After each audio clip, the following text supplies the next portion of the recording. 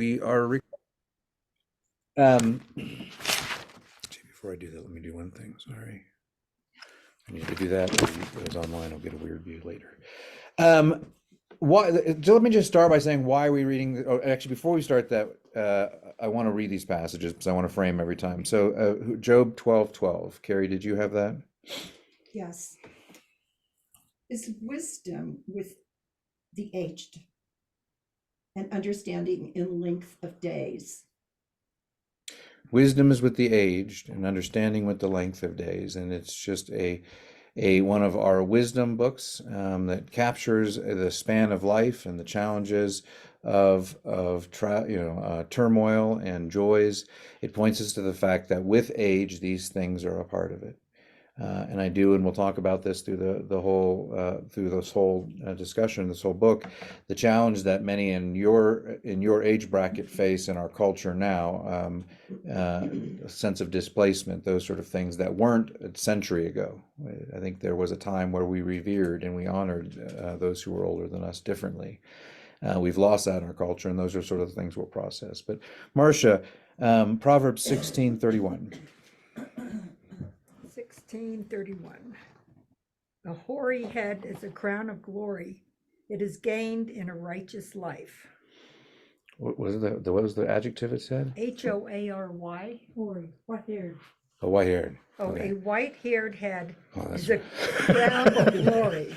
It is gained in a righteous I heard life. hoary, and I was like, what? That's not the passage. It is. Yeah, great. The version I looked at earlier, I don't know what version that is, but I think it said a gray-haired head. A gray-haired head is what? What is that? Let's hear it again. A gray-haired head is a crown of glory. It is gained in a righteous life. Crown of glory. A crown of glory. A gray-haired head is a crown of glory. And that's important. And I think as we approach this, it's a crown of glory. You've lived a testament to what it means to live a faithful life, and that's something to be proud of and mindful of. Okay, as we begin, just for those online or for those joining us today, we're doing this because I turned 50 this year, and no, but there was this sense of I don't know, turning a page to a different chapter, and it got me reflecting. And I was looking at something else by Parker Palmer, and I saw this, and it just caught my eye, and it said on the brink of everything. I was just looking on Amazon, and Grace, Gravity, and Getting Old. I like the humor of the gravity part of it. But I ended up ordering a copy of it. I thought I work with a largely older than 70 population. Perhaps it would be good just initially just for me to read it. I thought I like to be someone who prepares for life and who thinks about life and lives it intentionally. So, but then as I started to read a few weeks ago, we had our electricity got turned off. And I was reading this on the porch on this sunny fall afternoon with the beautiful leaves, and there was a bear two bears across the street, and we spent, and the electricity was off. It was like it was some Columbus Day or something we had, and so we spent 7 hours that day on the porch sunning and watching these bears sit in the yard. And the very first the preface of this book was what I read, and it just so much of it about the embrace of the day and living intentionally and seeing beauty, just Holy Spirit. And then it was in that moment I thought, you know what? In the little that I've read in my day of that day, I thought maybe this is something we should do as a group. And the beauty from that for me is I get to glean on the wisdom that you all have of living a full life. And I'm excited about that. I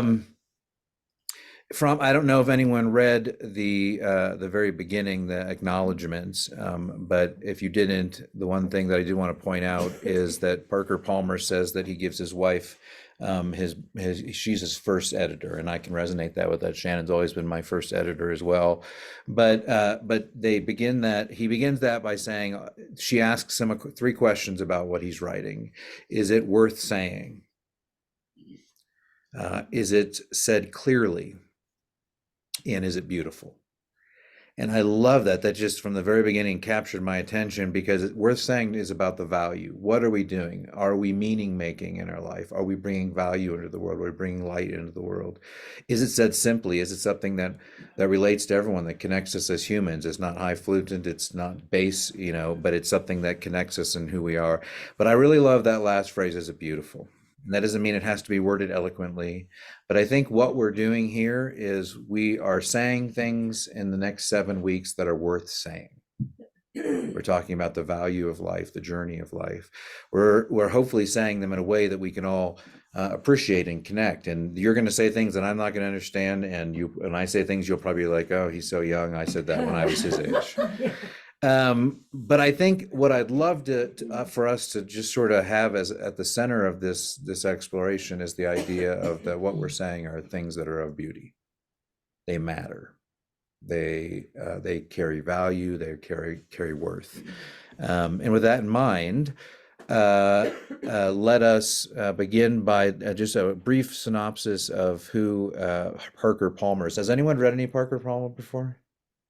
Anyone online? Anyone online? I was introduced to Parker Palmer actually at various levels of my education, from my undergrad all the way up, and so I feel like I've journeyed with him since I was in my late teens. But he was born February 28th, 1939, making him 11. making him a ripe age of 65. No, he was born in Wilmette, went to Carleton College, a liberal arts college, and studied philosophy and sociology. He ended up going through the process and getting a PhD from Berkeley. He's known widely as a prolific author from 10 books, but have been probably more well received than many others. And you always have bestsellers that have hits on New York Times. But the difference is Palmer's writings, he's like a Wendell Berry of education. If you're familiar with Wendell Berry, he's a spiritualist. Richard Rohr, he'd be in the same category. He's an educator, and that's been where he's situated a lot of his writing, and a lot of his books deal with education. And as I prepared to be an educator and I learned to be an educator, it was something that helped shape much of my teaching as well. And he's strongly known as an activist for social change, communitarian, believes the idea that we can live in community. Part of that was influenced by once he joined at some point, and I'll get to his little history, but the Quakers expression of faith or spirit. I would say Quaker spirituality. It's not really a denomination in the same way that we think of it, but it's a spiritual. Quakers are like Mennonites a little bit, but a little bit more modern, but they have that same sense of just connection to earth and time and a little bit more peace. They're the true pacifists of the Christian faith that, say we shouldn't kill and actually live that out. And so he falls into that spiritualist, poet, philosopher category. He has written 10 books. He has 12, a dozen or so poems professionally published, 100 essays published. He has a list of awards that would make us go bleary-eyed. Although he has his PhD, he was honored with 13 honorary doctorates. He taught at Georgetown for a little while and is officially a part of the Religious Society of Friends, which is known as Quakers. And he taught at their premier school called Pendle Hill, where he was the dean of students. I have used him in my teaching around the notion of paradox. How do we solve mystery? And that gives you some insight into some of his spirituality is one that embraces mystery. We don't have to have a logical solution for anything. Some things are left to the mystical world. To Know as We Are Known is another book. It's called An Education as a Spiritual Journey. And it very much became, for me, my education was a spiritual journey. When I defended my dissertation before the faculty at Princeton Seminary, I got there early, I lit a candle, and I sat in silence for about 30 minutes. For me, it was a spiritual act of having this final stage of my life in that education. So education for me has been a calling and a spiritual journey. And really what I do every week with all of you is I am learning and growing and continuing that process of educating myself, with a sense of spirituality, and then I share that with you.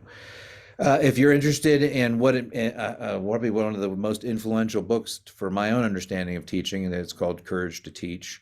And then he also has another one called Let Your Life Speak, which is just about your sense of, you even hear the cathartic hum yeah, it's just a beautiful book, and it's about, and I think and it really could be another book that extends what we're talking about here, is what does it mean to have a sense of vocation, a sense of purpose in life. And the last one that really I think probably is most influential, and the very main reason that I work where I do, which is here, is he has a book called The Hidden Wholeness. Hidden Wholeness. And it's probably something that you all wouldn't as relate to now because you're past that retirement age, and so your life is just sort of integrated in a way. But many in my age bracket, we have professional lives and we have personal lives, and the two are not connected. And that has always been a challenge for me in ministry, because I don't want to segment ministry in a way that says that's my job, and it doesn't mean, because ministry is a lifestyle. And so I live on the grounds, I minister on the grounds, I, raise my children on the grounds, and all those things happen here. And my life is very much was influenced by the desire to have that sense of wholeness. So that's all I'm going to say about him and his influence. He's been incredibly influential for me. And if you resonate with his writing, I have a number of his books, and I'm happy to lend those out. Without further ado, let us jump into the prelude, or the preface. Sorry, not prelude. I'm thinking liturgical seasons. To the preface, and we'll just begin. We're going to start with on page 1, and if there's and I'm going to literally go page 1, page 2, and so if you have something that you've highlighted or something that stood out in those sections, now is when you just say hey. And if you see someone waving their hands over there, if you're online, just unmute and start talking. But we'll hear you. So it is a prelude. It is. Is it? Oh, it is called a prelude. Okay, I wasn't in my head. I was like, oh, that seems weird. They're normally called a preface, but see, there you go, Parker being poetic. All right, let's begin on page 1, where he begins this journey with us. So, what stands out to you?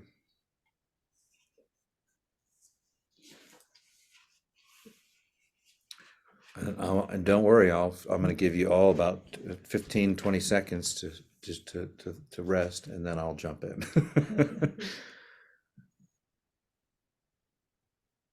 Well, I think right in the first sentence, because to me, at the brink of everything, I always felt I'm kind of at the brink of the end.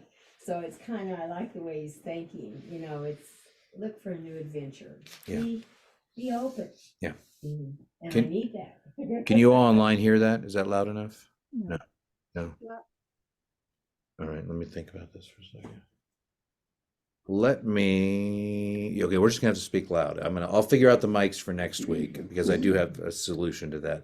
But you're pointing out just the journey. The fact that you're even willing to be here thinking about it, I think, is significant to that. So, anyone else? Well, I think you can relate to the idea where he talks about on that first page where I used to be able to multitask. Yeah. And I think many of us used to be able to multitask, and then suddenly it's like, wait a minute. And then you go back, I forgot all about this. Yeah. Or whatever. And you become more selective. But when you do, you concentrate, you seem to enjoy it. Yeah. More than in the past. Yeah. And your life doesn't feel as hectic and all kind of rushed together. So you're starting to sit back and kind of go, And the paragraph that Al is referencing is one of the ones that I love. I put a little heart by it. But for those of you who maybe haven't read or don't have the book in front of you, I'll go ahead and read it just so that you can hear it. Age brings diminishments, but more than a few come with benefits. I've lost the capacity for multitasking, but I've rediscovered the joy of doing one thing at a time. My thinking has slowed a bit, but experience has made it deeper and richer. I'm done with big and complex projects, but more aware of the loveliness of simple things. A talk with a friend, a walk in the woods, sunsets and sunrises, a night of good sleep. especially the good sleep part. Because later on, when he talks about having to get up in the middle of the night and get his balance and everything, Yeah. and walk to that little room without falling down. I saw a good friend of mine this past year, and he said, "Do you sleep well?" And I said, "Not really." And he's like, people used to always ask me, "How did you sleep last night?" And he'd be like, "Why are you asking me that ridiculous question?" Like he just assumed everyone slept well. And so he said, but then he kind of hit the end of his 40s and he started not sleeping well. And then he's like, now it's like the number one question. How did you sleep? Did you sleep okay? Not that it makes a difference in the end, but how about on page 2? Anything stood out to you?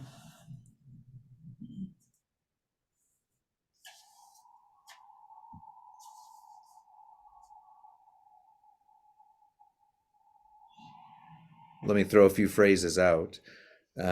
He says, "My overriding feeling is gratitude for the gift of life," as he comes towards not one of lament, but one of gratitude. And I think that is something that we reflect back on. And I think in particular as Christians, we see God's mercies and graces throughout our lives. And it reminds us of how much we are thankful that we have been given this life.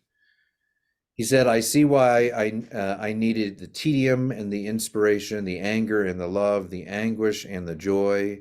I see how it belongs, even those days of despair when the darkness overwhelmed me. Calamities I once lamented now appear as strong threads of a larger weave without which the fabric of my life would be less resilient."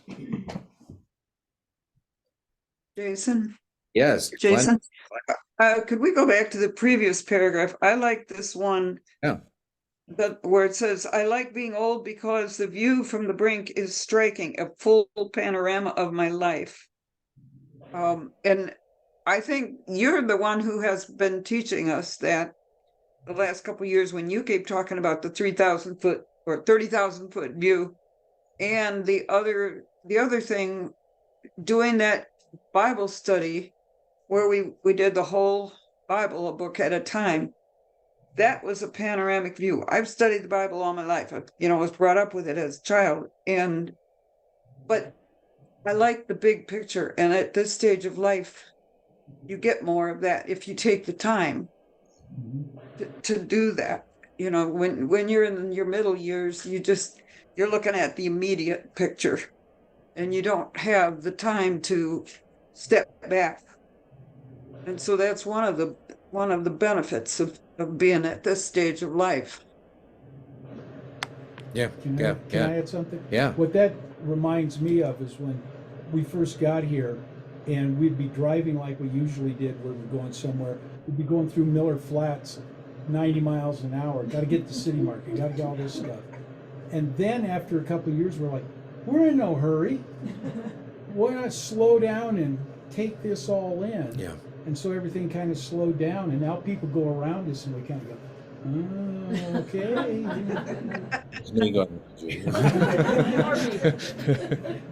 Yeah, but it just seems like you do that more and more, that you used to be in a zone or world life, whatever you want to call it, where everything was in that hurry. Because you had to hurry. You had a million things to do. Well, you That's could what's so multitask. nice. Well, oh yes, I think a woman multitasking until today. The washers go, But what I'm saying is, I think it's nice to get old because you have the Say that time loudly. to sit with the Lord. Yeah. You never had that time. It's like, oh Lord, help me, and you had to go a million miles an hour, and now it's like you just sit down and have your coffee with him, and I love that. No, I love that, Glenda. I think that's spot on. Someone said once, sometimes when you're so busy and concerned about where you put your feet and you're constantly looking down, that you never actually stop to take in the grandeur of where you're at. And I think once you've taken those steps in your older age, you can look back and say, I don't have that. And he gets into that sense of quenching your ego or squelching your ego so that you can begin to see those. What else? Anything else on that first section? I've got something, Jason. Yeah. He mentioned resilience. And one of the things I love about him is he is very authentic in talking about the deep depressions that he's been in. And describes how it was the dark night of the soul. And I can be grateful as I look back on for the hard times, because that's what made me resilient now. Yeah. And I think, and I do, and going to that sense of, and he says that the calamities I once lamented now appear as stronger threads of the larger weave. Mhm. And, as I was reading that, and as anytime I read about hardship, I think back to when instead of coming here in 2010, I went to a 4,200 member church that after 11 months I was fired from. And it was an ego check. It was a beat down. It was, humbling. But I wouldn't be who I am today without it. And it is, and in some ways, it makes me so much a stronger person, to the point that I'm like, why don't we seek out like these? No one seeks out turmoil, No. but on the other end of it, when we journey through those challenging times, we are better on the other end of it. So, anything else? He said he doubled down on his gratitude. I love these. Old age is just another word for nothing. Lately, and have some thoughts on it that I'd love to share with you on the topic of old age is another word for nothing less left to lose, a time of life to take bigger risks. So we're going to do some gambling after this, some poker. No, I've already played poker with you. You all need to take bigger risks with your. No, but here's the thing. I didn't finish it. It says old is just another word for nothing left to lose, a time of life to take bigger risks on behalf of the common good.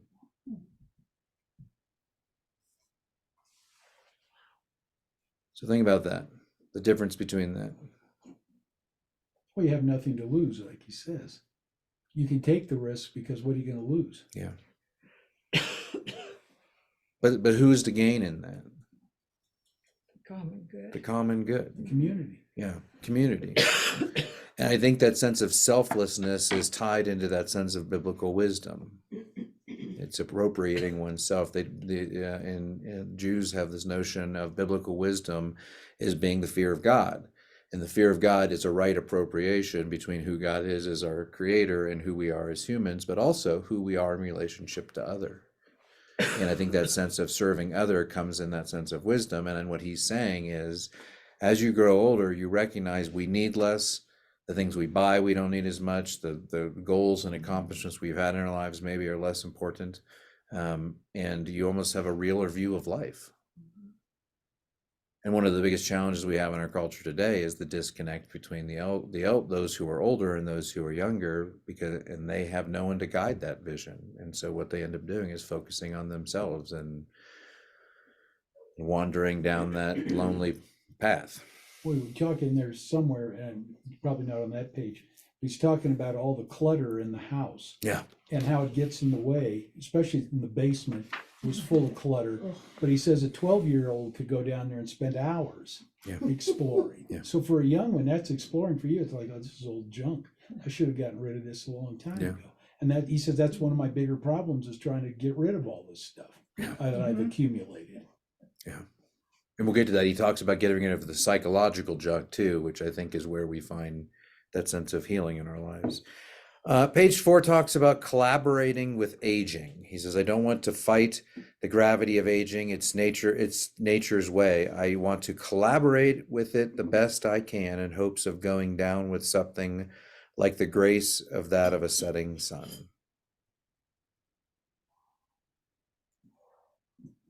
What do you think about that? Are you fighting age? Does that resonate with you? Or you try, but then you just give up. You know, pretty soon you accept it, you know? Yeah, but you're inundated all the time Oh, yeah, with to stay young, advertisements. whatever. You see Cindy Crawford with, get this $49.99 kit, and you'll be 39 And I bought forever. some of that, you know, trying, but, you know, like I said, you Been finally down, give been up down and that accept road. it, huh? Yeah, but you just But wanna. you're inundated, Okay. but then That didn't happen. it's sort of like numbers play a role in that. You get to a milestone 50 and suddenly you're supposed to feel different. Now they tell you 50 is the new 30. That's right. And if you don't look at it that way, The 70s Shaving my beard off. I don't know about that, because I go along and it's 75. I don't feel like I'm 75. Because I try and stay interactive with things and do things. And if you do that, I think you have the Well, my ability. love was hiking, and I'm having to give it up, so Well, I but remember disagree what he with those says, things. you're doing real well until gravity takes over on Oh, the hill. yeah. And the part about keeping your head up, Arthur. keeping your head up has to do with hiking as well. Because if you Yeah. don't look up, you miss the mama bear and the baby Yeah, bears right. up there, so. How about you online? Does that resonate with you? Collaborating with aging? Anyone want to share? No, you don't have What to. I hear a lot of people talking about as they get older is complaining about their physical ailments and pains and aches and Organ parties. yeah, they call them organ recitals. All, all the things that in your body, What did you organ just- recitals. Organ recitals. Organ recitals, it was organ Recitals. recitals. Yeah, organ recitals. Yeah. Recitals. Where you complain about, this part hurts and that part hurts and I've got this wrong and that wrong.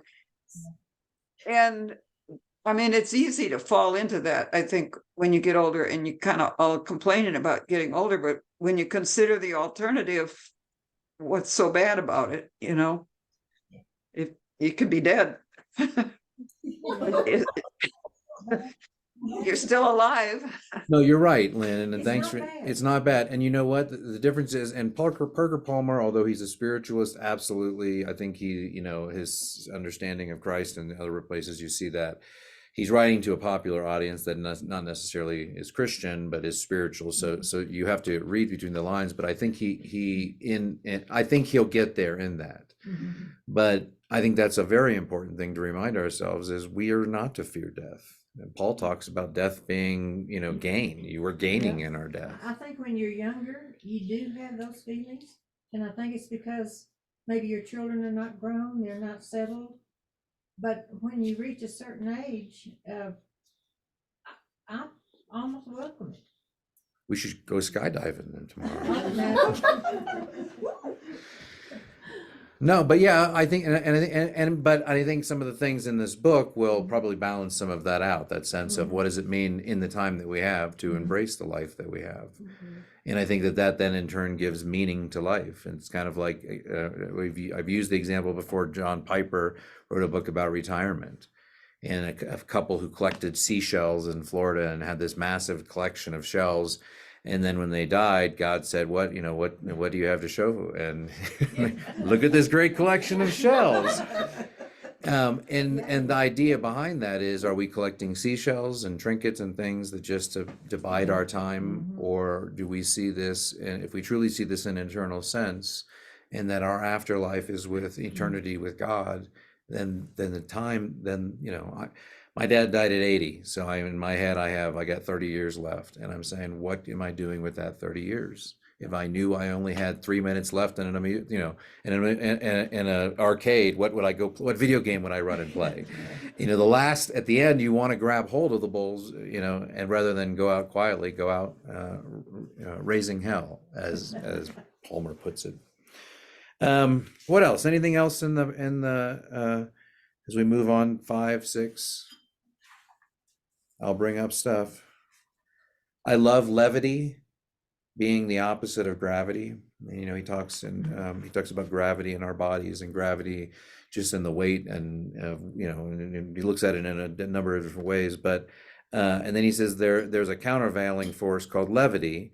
Levity, and he says for us, of course, levity means the kind of humor that eases the burdens of life's gravitas. The kind G.K. Chesterton had in mind when he said angels can fly because they can take themselves lightly. But I think that's part of the reason I love games. It's light, it's play, it's levity, it's frivolous, it's in the moment, it's intrinsic. It doesn't have a goal, and sometimes to lighten that sense of heaviness, and it makes me think back to the Imago Dei, when we were in the Garden of Eden, and there was no end, there was no death. It was just living, it was dwelling, it was being, and that sense of play was in full force. The levity was there, the gravity was not. Gravity is a result of the fall, and death, and the gravity of physically that comes with that, also a result of the fall. So, anything? The last thing I saw on page 7, he says in the poem,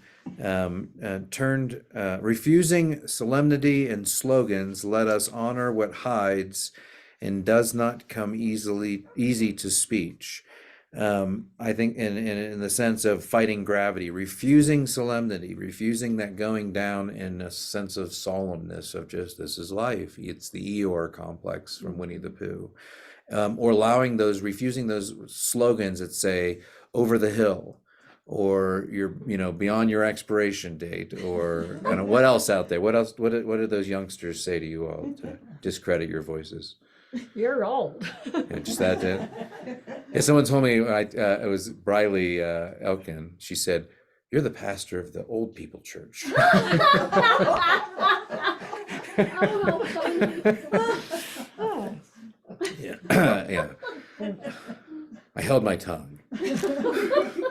But slogans, those things that meant to compartmentalize you in the ages that you're at, in the life space you're at, that disregards the beauty of age.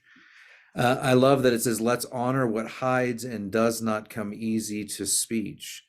And that means, and I think, and I read that, and I try to reflect on this, the idea of me being 50 and still reflected upon what it would be 30 years from now. I think at 50, I can look back to 30 and 40 and see where I was at, but I don't think at 30, I care where I was at 20 or where I would be at 50. And I'm at a place where I'm reflecting on what was with the knowledge of who I was, and the knowledge that when I'm 70 and 80, I want to look back at my 50s and 60s and know they mattered. And I think that idea of let us honor what hides and does not come easy to speech. So many of you, because of cultural conditions, because of society, have been held your truth or held that into you. And there is that sense of nothing left to lose. And so I dare say, what is the truth that you want to share today? Well. Do we have a time? Yeah. It's just only an hour long. But does that resonate with you? Do you feel like you have a truth in you that you've never been able to say? That something where hides in you? Yeah. Online? I would say, and I'm stepping out on a limb, I would say that my guess in my studies of sex and gender, that women in general probably have more of that hidden truth, because they have been culturally conditioned to not be able to share, whereas men can be proclaimers and get away with it. That's why many of us become teachers. Yes. Ironically, it is, and many of our teachers are women, and they're teaching the children, yet at the same time, there is still that, I think I would say that's true for the church. Christian educators are the ones forming our children in the faith, but they're never given the dignity they deserve compared to a pastor who is a talking head once a week. Present company included.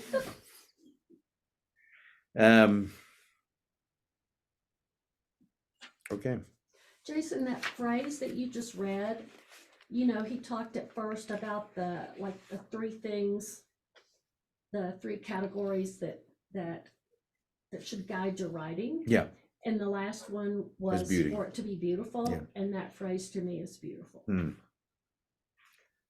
Just the way it's refusing solemnity and slogans, let us honor what hides and does not come easy to speech. the last part for Yeah. me. Let us honor What hides. Well, if you jump down to the bottom, he carries on. He says, "May the naming powers be granted," and that's the naming powers is a reference back to creation, when the very first vocation, the very first job, the very first task that humans were given was to name the animals, and they were involved in that process. So may the naming powers be granted, naming those things in us. Recognizing that's something that's given to us by God, the freedom to do that. He carries on, our words are feathers that fly on our breath. They come out. Let them go in a holy direction. So that's the bounding of it. So it's not just like, what truth lies behind you to say. I mean, we all have some things we probably would like to say in the word, but to allow them, and that goes back to that beauty, to allow them to go in a holy direction.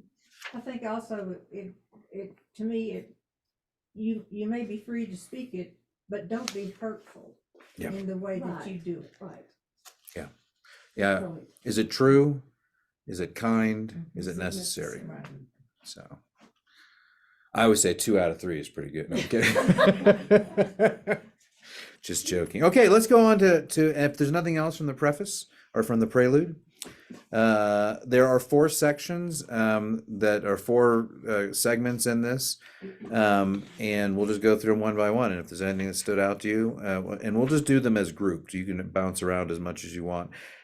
He does sort of in a very educational pedagogy. In the beginning of each chapter, he tells you what he's going to do. He told you what you're going to do at the beginning of the book. At the beginning of each chapter, he'll tell you what he's going to do, and he's kind of breaking it down. So you can kind of get a short version of that on 11 and 12. But let's look at the essay called "On the Brink of Everything," where he recalls a essay that was written by his friend Courtney Martin called "Reuniting with Awe," where she recounts the sense of awe that her 16-month-old child has. And as he was having his coffee in the morning, he was drawn to both the sense of awe that this 16-month-old was experiencing with his being the brink of 80 was experiencing a similar sort of phenomenon. What there stands out to you? Anyone online?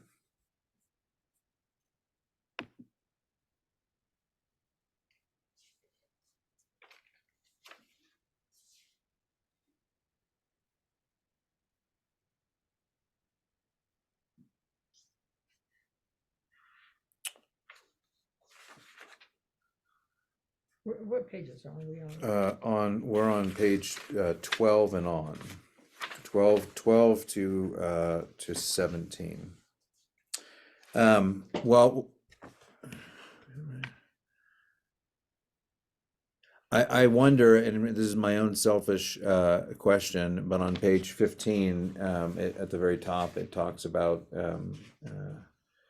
he read a handwritten letter that had arrived the day before thanking me for a book I published in my early 60s, and about how the impact that he had was something that he didn't realize he had, but it's only in reflection of your life that you can begin to see those. As a youth minister, that has been a very prominent part of my life.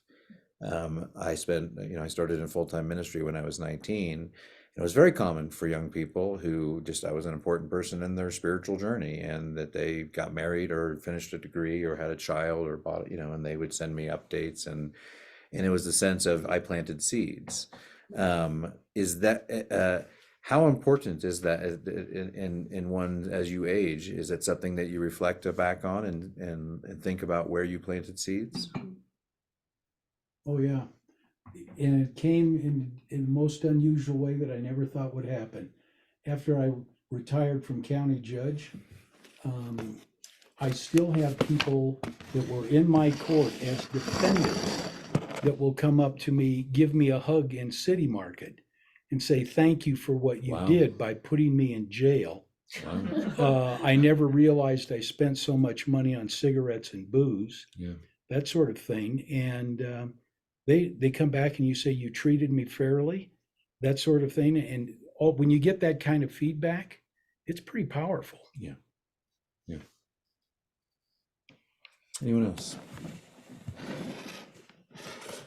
I've had the experience of sponsoring people in Al-Anon, and just watching them grow and change and just become a stronger, more grounded person.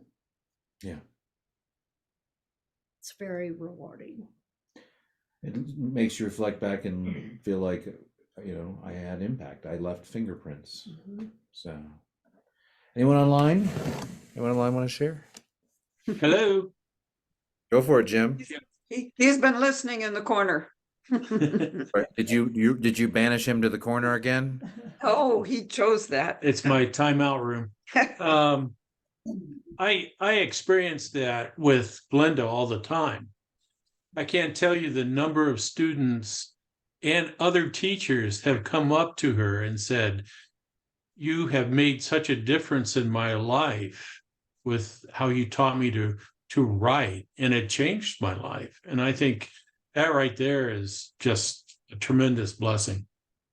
That's the benefit, because during the time when you're teaching them, they may be fighting everything you're trying to do. But later, and I had enough of that kind of feedback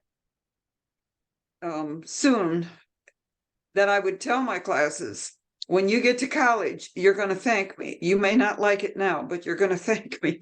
And so many would come back and do that. And that made it worthwhile to keep fighting, because it's not easy sometimes to stick to what you know is right. I had to pay him though. That's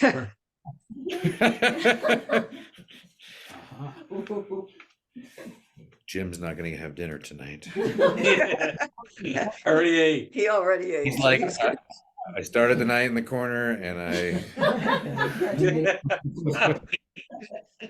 on page 16, Palmer writes, "Every hour I am closer to death than I was the hour before. All of us draw closer all the time, but rarely with the acute awareness that comes when old age or calamity reminds us of where we stand." Mhm. So that's probably my acute awareness of just this book and doing this for this, it was my acute awareness of the fact that in my own, I turned 50 this year, my 5th year of my father's anniversary of my father's death. It's one of those acute awareness points for me. So. So do you feel that's something, that acute awareness has been something that comes up regularly, or is it something that you have experienced in your life? I mean, Marcia, you went to Peru. There's an acute awareness in one's life that says, I'm going to make that journey to another country to serve. That doesn't come with an idleness or solemnity. Yeah, what I was thinking of for an answer is, I was a hospice nurse for several years. Every time I was with somebody who passed, that's an acute awareness. And usually it's, well, not all, it ranged from really wealthy people. I was in St. Petersburg at the time, who were surrounded with monetary stuff. Then I was in nursing homes in a little room with absolutely nothing.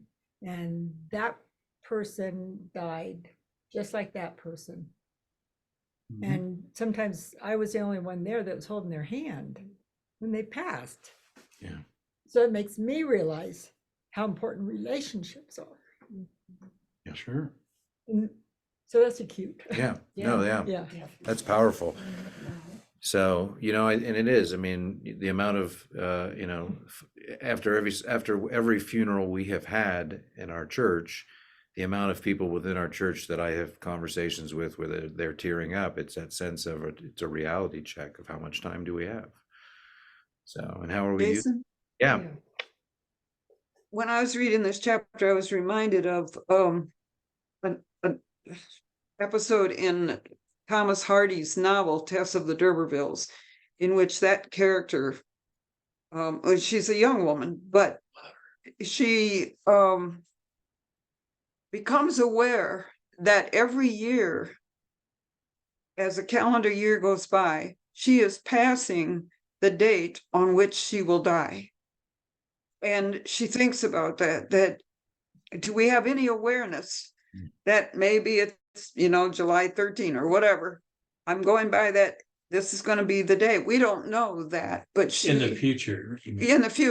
that each year we're passing the date that will be our date of death, and how she becomes very conscious of that. And it always struck me that I think it's okay to be conscious of our mortality. Yeah, I think we're supposed to be. I think those who aren't are often, some form of hedonists who are just trying to delight in the moment, and rather than embrace the larger. And I think it requires a very material centric sort of view of life. This section ends with Courtney says that her daughter approaches the world with only one giant, indiscriminate expectation: delight me. Like the 16-month-old Maya, I want to approach the world with only one expectation as I close in on 80, because I'm old enough to know that the world can delight me. My expectation is not of the world, but of myself. Delight in the gift of life and be grateful. I think that's that awareness turned to an intentional life. He also does say on page 16 that he has reason to believe that the possibility of early morning coffee will be in heaven, and I just want to point out that that's bad theology. In case anyone... No, I disagree. You think- I think that's good. I second. I hope there's coffee. All right, moving on to the next section. Does my starting on page 17? Does my life have meaning? He starts with St. Thomas Aquinas and looks at some of his musings on does my life have meaning. He has a poem that we can read. I think it's worthwhile reading. But for those of you who have the books in front of you, is there anything in this next section that stands out before I highlight a few things?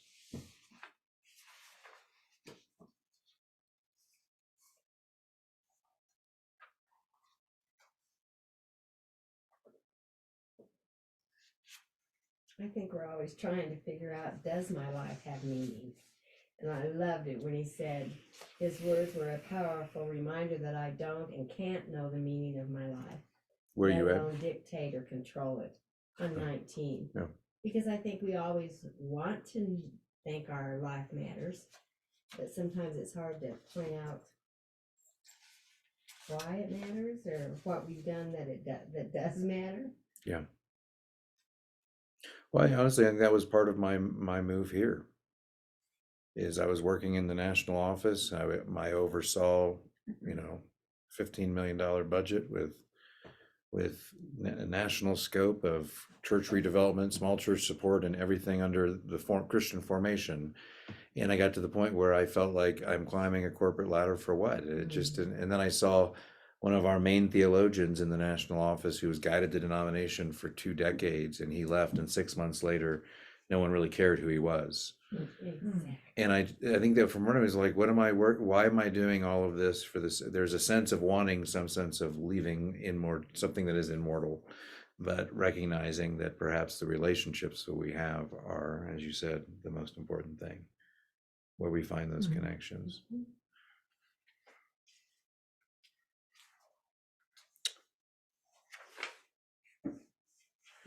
Jason, Yeah. on 19, it doesn't matter whether he or she knows what he or she serves. All I control are my own intentions, my own willingness to give myself to them. May they always be to serve rather than to show off. I think even though you say he's spiritual, that is just Christ-like. Yeah. He came to serve, and I think you find true happiness in serving others. And there is something very, I think, spiritually embedded in that in the me selfishness of the generation we live in, and the freedom to live in that selfish space is something, and we're all subjected to that, is really contrary to the gospel, which does say everything you do in the service of others. And we know there is an immense joy in the sacrifice for the sake of others that is non-qualifiable or quantifiable for that matter. So let me read you his poem for those who don't have it in front of you. He writes, or actually not his, no, it's from Nobel Prize winning Polish poet Czesław Miłosz. It's called Love. Love means to learn to look at yourself the way one looks at distant things.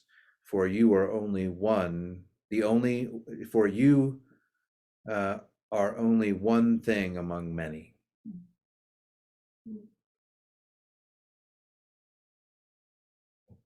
It's humbling. It is. Love means to learn to look at yourself the way one looks at distant things, for you are only one thing among many. Goes back to a little bit what I said earlier about the understanding of Hebrew wisdom, that sense of understanding that we are not the center of the universe. And whoever sees that way heals his heart without knowing it from various ills. So seeing that we're one among many heals the ills that we have. The next line is, a bird and a tree say to him, friend. And Palmer thinks that is that when we get over ourselves and see ourselves as one as many, as one as a part of the world and all those around us, that then we have the awareness to see friendship in creation. Then he wants to use himself and things so that they stand in the glow of ripeness, which I struggled with that line. Because anytime I hear the word use, I kind of feel like it's a negative sense, but it doesn't matter whether he knows what he serves, who serves best doesn't always understand. And I think that's pretty profound, that the idea of sometimes we serve because there's some return, but when you serve, when you don't always understand what you serve, there's often just an impetus in you that says, we're called to serve. You know, at the bottom of that page in that paragraph where it goes on, and he repeats that, and then it says, those words are liberating because there's so much of life that's tripled wrapped in mystery. Yeah. And you don't always understand it. And that's true, because a lot of part of life is just a mystery. One of the most prominent practices at the church is communion. Baptism and communion, and we really truthfully don't know actually what happens in that. You can look at it from a Catholic perspective of transubstantiation. You're actually consuming the body and blood of Christ, all the way to being memorial. But what we know in that is that there is a sense of a meaning and purpose and connection, even though we don't understand what's happening. Sometimes it's like we serve and we don't always know the impact of that. But later in life, we see some of those connections. He says, speaking of the ego, the first few lines of Myslav's poem are a direct challenge to its lust for center stage. Love means to learn to look at yourself the way one looks at distant things, for you are only one thing among many. Yes, now I remember, I am not the sun at the center of anyone's solar system. And if I keep trying to put myself there, insisting that I am special and my life must have some sort of special meaning, I'll die in despair or in delusion. Well, 2-year-olds feel that way, so hopefully people grow out of that. Well, I could insert a lot of millennial jokes here as an Xer. But I think that's one of the challenges that our culture faces right now. Everyone wants to be special. And at one time, there was value in being part of the collective as opposed to standing above. But we live in a day and age where popular culture media tells us that we are special and that you can define yourself. And if you have this product, it'll make you special or unique or belong to this group. And we construct these vapid identities, these fleeting identities that really don't matter to us in the end. Anything else? He does come to a place where he says, at the moment, I rest easy with the notion that I don't need to ask or answer the question, does my life have meaning? How does that resonate with you? Is that something that you still ask in the ages that you're at? Does my life? I'm asking that question, I struggled a little bit with, and part of that, quite frankly, I struggled this past winter, a 3-year mark and being in the church. And, again, maybe on one sense in my mind is still stuck in that, look what I oversaw before, to does this have the same level of meaning? But what I've discovered over the last 3.5 years is sometimes the most meaningful things are those things that connect us to one another. And perhaps in the end, you have a greater impact on those around you by being in a small community rather than on a national stage. I wonder if anybody ever does get over, does their life have meaning? I don't think so. I mean, some in my 60s, not 70s like some of you, but. Oh, rub it in. Rub it in, Marshall. Wow, Marsha? zing! Girl. I was walking. But I was walking delicately, but you're like, she's like, I'm embracing the speaking my truth. No, I'm saying that I say, does my life have meaning? Yeah. Does everybody else But do you ever do? get an answer? I mean, you question it, but, No, I just, but I don't know. I like the way he said, you're never gonna figure it out. yeah, Just do your maybe best. it's something Keep on going. I Have faith. pray a lot about. Pray, yeah, pray. I want to be used by you. But I Yes. think I think your life does have meaning, and maybe because you don't know everybody, but the people that you do know, you have meaning in their life, like an old friend. There's lots of different ways as Mhm. being a child and having your parents. Yeah. You have, I think everybody has some worth. Yes, I agree with that too. Sorry about Jason, can't do it. Jason, Yeah, go ahead. don't you feel like, well, maybe at least I feel like the church or the Christian community puts that kind of pressure on us? Have you done, have you served? Have you been a good Christian? Have you done all these things that Christians are supposed to do? There's that, certain image that we have, how we're supposed to live our lives. And sometimes that becomes a burden. Yeah. Sociologically, that comes from the Protestant work ethic and Right. puritanical tendencies to say that we have to accomplish. And we in the Western world are measured by our accomplishments. It's not who are you, it's what do you do? And you define yourself by what you've done and what you've accomplished or what you aspire to accomplish. And this is unfortunately instilled in our children from the very moment we were like, you have to get good grades and good test scores so you can go to a good college, you can get a good job, you can have a good salary and go to a good house. And it's all, the entire vision of these young people are focused on something that is going to be fleeting and not really matter in the end. And so that sense of where am I going with this? We don't know. We don't know. That's Life is a mystery. it's the sense of not having to accomplish. When I look at the Taizé community, they see themselves as living a life of prayer, and they see there's 3 times a day they pray, and they don't look back and say, look what I've accomplished. They say, look who I was. Who I communed with God 3 times a day. Their calling was to prayer. They're calling, and I think we judge in our church how well we're doing by how much comes into the plates, how many bodies we have in the yard. We got it all wrong, huh? And in many ways it's not. It's really, that should be the conversations we're having here. Right. And at the end of the year, we say, I really grew in my faith. I grew in my understanding of Scripture. I grew. That sort of growth is what makes us have rich lives.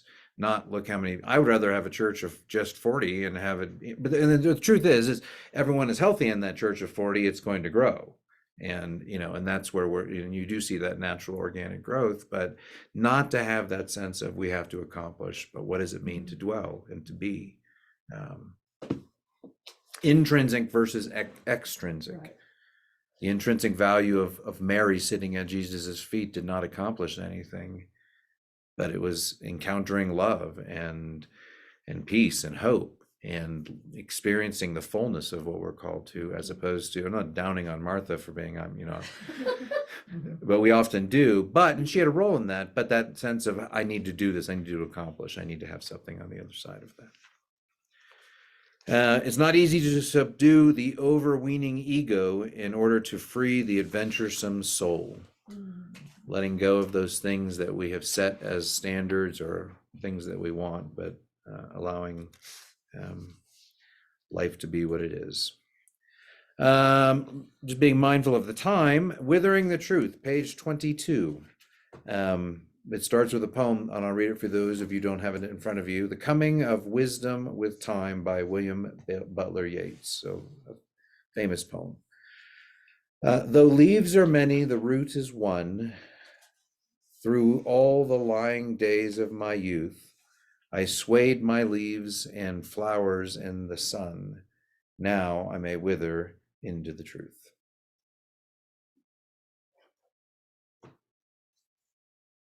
Want me to read that again? And explain it along. Though leaves are many, the root is one. Though there are lots of things in life, there are many. There's a multitude there that we're all connected as one. Through all the lying days of my youth, pretending to be.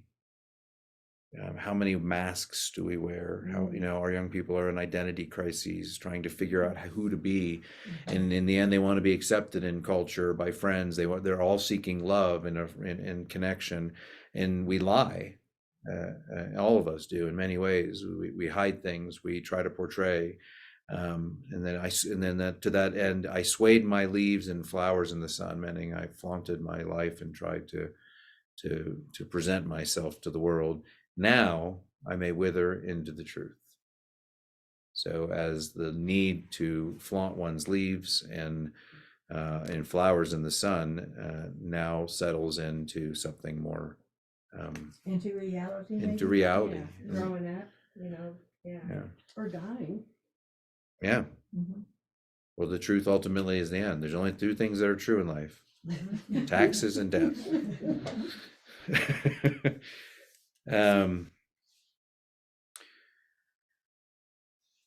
He says this perk comes with age. Repeat yourself so often that folks think you're getting dotty. In fact, when in fact you're fending off unwanted conversations. Good idea. Jason, Yeah. can you?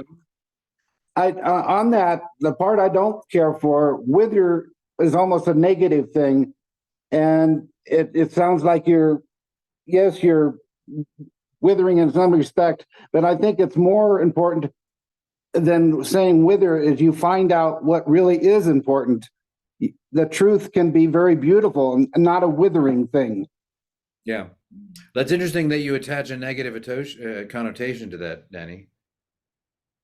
Do you all see withering as being negative? Yes, Well, I it is do. it's not free. It's not growth. Yeah. I don't know what the definition of withering. It's kind of like on the brink of. Oh, they talk about withering on the vine, Yeah. and it kind of growing talks old about and going getting goodbye. So I think it does have kind But of. then you get raisins. No, I understand what you mean. Become dry and shriveled. Yes, Yeah, Yep. that's it. shriveled and Shriveled up. and Become shrunken and Yeah, but wrinkled you'd be a from cute age. raisin. Well, it's funny that you use the Cute word raisin. shrivels. He says, nothing shrivels a person better than age. That's what all those wrinkles are about. It comes from having my ego so broken down and composted by life that I found myself compelled to cry uncle and say, okay, I get it. I'm way less than perfect. that's good. On 24, he uses the idea of enough. He offers us some just sort of popcorn style through a number of, I don't know, a series of 6 or 7 just random thoughts that aren't connected. But he says, he said, through 10 books and hundreds of essays, I've written hundreds and thousands of sentences, some of them long enough to wrap around a giant redwood. But perhaps the most important sentence I've ever written is that one word, enough. Said on the right occasion, the word can safeguard the soul, and saying it when it comes Saying it comes more easily with age. These days, I say enough without hesitation to anything that is not life-giving, whether it's frenzy and overwork, a personal prejudice, an unhealthy relationship, a societal cruelty or injustice, the freckless exercise of power in fields from religion to politics, or the racism, sexism, xenophobia, and crypto-fascism sickening the US body politic. In short, saying enough that you're not gonna, it's kind of like Anthony, that motivational speaker said, your influence of, your circle of influence versus your circle of concern. And we have so many concerns out here about everything, but we can't influence it. I mean, we're called as Christians to pray, like I said on Sunday, to pray for the Middle East and the Israelis and the Palestinians and Hamas. We're called to pray for them. But beyond that, most of us can't do anything. So this is a level, this is a circle of concern that we have no influence over. And then there's a circle of influence. And in many ways, you know, I don't really read news anymore. I probably should, but Shannon tells me when important things are going on, then I seek out the information. She has a need to be connected to that. I don't. And then I read about it then. But in some senses, I said enough. And in particular, when I came to Lake City, enough. I don't have to be burdened by the world's woes. That doesn't mean I don't care about the world, doesn't mean I don't have compassion, but I have no influence over that. And I think that sense of, and even in personal relationships, things that are unhealthy, you know, watching cruelty, you know, enough. I'm not going to allow it to affect me. I'm not going to allow it to impact my life. And maybe sometimes in a subversive, justified way to say enough on behalf of others and a sense of service to the other. Well, if you think about that too, news and the things you hear on media all day long is mostly all negative. And that tends to get people's, you know, they're more fascinated. They don't have enough stories about good things happening. Right. Where you have somebody stop and change tires for a couple or whatever. But I mean, doing good things, because it doesn't, people are not, well, who cares about that? I want to know about what happened on that soap opera or, you know, or these shootings, and they get fascinated with that. Yeah. And so therefore, that's where they focus all their attention. And after a while, like you say, you go, enough. Yeah. This happens. I get it. Let's talk about the I think they positive. like to kind of keep you in fear. I honestly do. I think they just like to keep you fearful. I think if they would put out a channel with all the good things that happened that day, I think they'd be shocked at how many people would tune into that news station. I agree. So there was an actor, John Cracker or something. He plays Jim on The Office. Yeah. During COVID, he began to run an online news, little online news recording that he put out there, and it was nothing but good. It just grew immensely in a time that people were longing for something new, that are good, that's, you know, that refreshes them and doesn't drag them down. So Jason? yeah, Jim. You know, when you say enough, I looked at that, he was being more of an activist. Because if you look at his past, and, you know, he wrote, and he's saying enough to what's going on in this world, you know. And if he runs across somebody that's a racist, he says enough, you know, or, you know, so No, I agree. I think that social activism side of him, but I think there's also an internal side that you have to get to that says this is not, I don't have to engage in this. Because I don't think we can I think if we spend our days constantly addressing every woe and ill that we come across, that's not, that's not. But you can make a difference, I think. Yeah, and I think he's a social activist. He absolutely would say in those spaces, you do say enough. I had my friend and I, you know, in the car, he said he's at a place in his life where he's like, you know what, I'm there. You always have some crazy people in churches. No one here or online with us now, but there's always some crazy people in churches. And he said, I'm not going to spend 90% of my time dealing with the crazy. Is that Duncan? No, that wasn't him. But I'll let him know you thought it might be him. All right. As we round out this last chapter, and then the last thing is just a poem.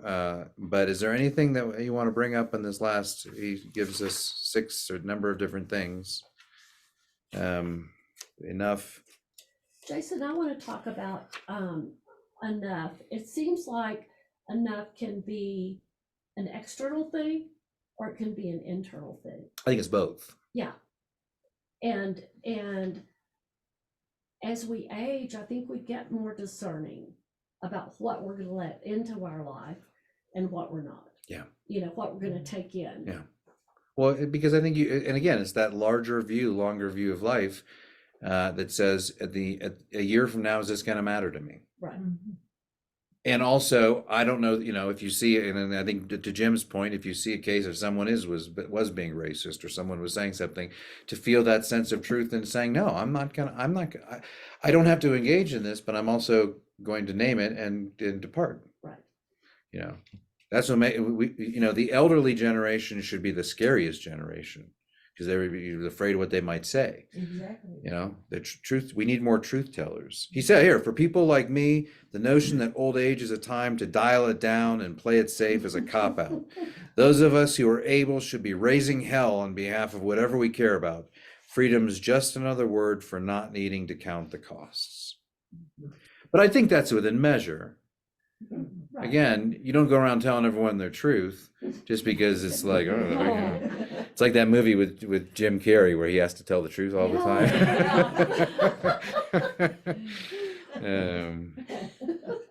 Well, you got the other one back there on page 26, excuse me. It says, hint to my age mates, next time you think I'm over the hill, say to yourself, nah, I'm just standing further down on the curvature of the earth.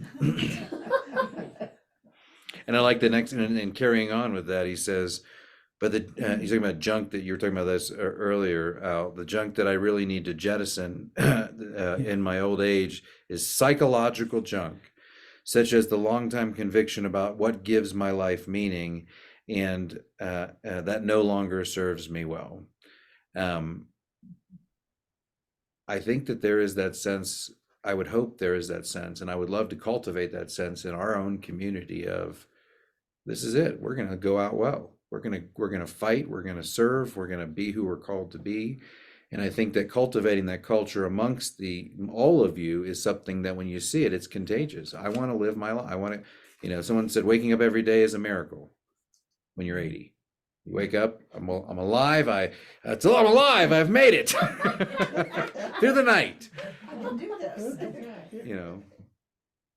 What about people that don't ever get over that fear? They are afraid every single day of something. Yeah. So what's in it for them? That's probably, I can't, obviously we are not talking about a specific case, but I think that that's a personality trait that can be crippling. Yeah, crippling, yes. Whereas the constant anxiety there, and I think like everything in life is on a spectrum. There are people who are fast runners and slow runners, and people who are, most of us who are in the middle in terms of running. But I think there are people who are anxious and there are people who are carefree. And some of those are just the different aptitudes we bring in our genetics and in our upbringing. And for some, it may be harder. It's just like for faith. Sometimes for some people, faith in God is easy. It's just intuitive to them. Others have to struggle. They have to work, and it's a journey. And we're all on some spectrum of something. And so in this way, I would say that, yeah, some it's going to be harder, and they'll go to their deathbed obsessing over something. And others, they can let it go freely as in a more ecclesiastical sense of living in the moment. But I think for those who have the capacity to be intentional about that, and we know knowledge is power. When we know these things, we can live them out in our own lives. Or I hope we will. He says, I no longer ask, what do I want to let go of, and what do I want to hang on to? So process that for a second. What do I have? Well, what do I want to let go of, and what do I want to hang on to? In other words, maybe it's, you just moved out of your house. We're talking about moving my mom out of our house. You moved Gary's parents, you're moving people. What do we want? You do this. What do we hang on to? What's important to us? what's a true value, and then again, that's that truth instead of flaunting the leaves. You know, and when we were in Columbus, and I was looking at my dad's old office, and I saw all his medical stuff on. He was an anesthesiologist and his diplomas, and I'm thinking, we have to save those.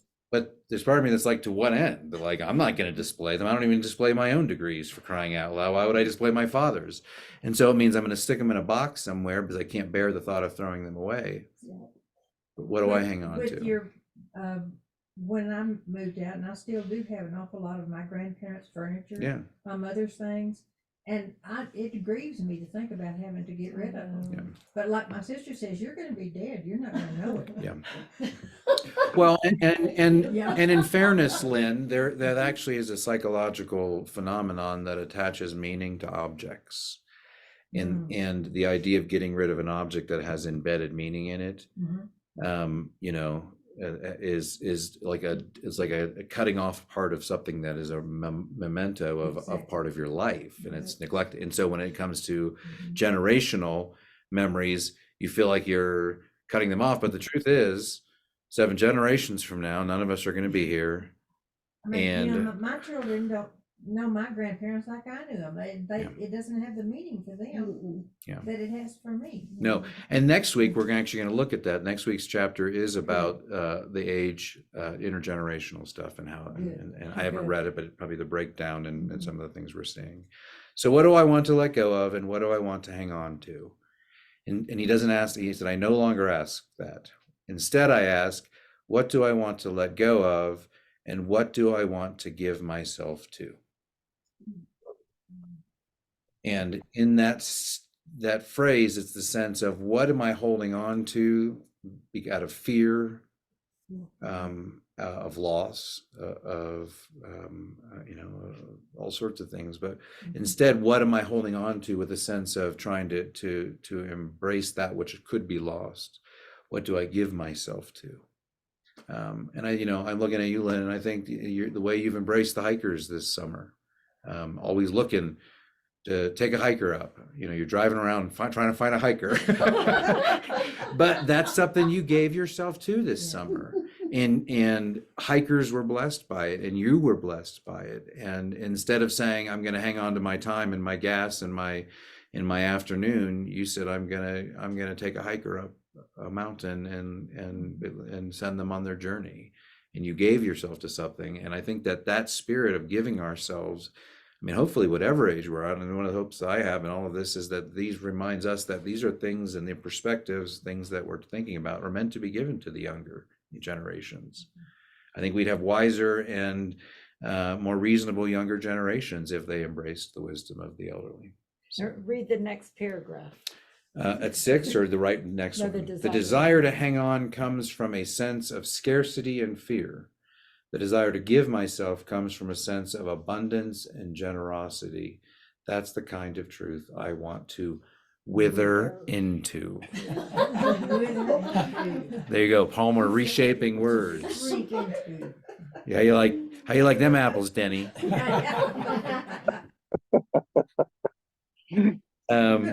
Well, we are at 6:28, and I try to end us on time. The Grand Canyon is just a small little poem. If you haven't read it, it's probably not going to change your worldview, but it is nice to read. If you don't have a book, and we'll get you an audio one, but let us know and we'll figure it out. Thanks for being a part of this. This is kind of what we're going to do every week. So it's great if you have a book, and that helps you think in terms of is this something I want to share? Are other people feeling this way? Are other people resonating with this? I feel the least apt to do this, but I also have a responsibility to lead the conversation. So I'm kind of like, but allow it to be something you chew on. This type of reading is not something, again, you cram to. It's something that you ponder on and sink in and go back to. And those poems are worth, thinking and reading again and again. Don't say I'll chew on this. Say gonna wither on it. We're gonna wither into on the brink of this. So chapter 2 next week, multi-generational stuff. That's a passion of mine. But I do think that we're in a day and age where we've lost those connections. One of the things I'm thrilled that my mother's coming to live with me is that my son and my sons have a chance to experience that. And then I've always, because of my call to ministry, not lived near my hometown, and so I'm just bringing my mom here, so she'll have to. Anyway, folks, online, great to have you. We'll see you next week. This will be up online tomorrow if anyone is looking for it on our YouTube page. But let's close in a quick word of prayer. Bless us as we go, Lord, that the wisdom that you have imparted to us through your Holy Spirit in reading these words of Parker Palmer might resonate with us this day, and as we journey into this next chapter about different ages and generations intersecting, that you might spur within us a greater desire to connect with those generations. We pray these things in your Son's name. Amen. Okay. All right, y'all.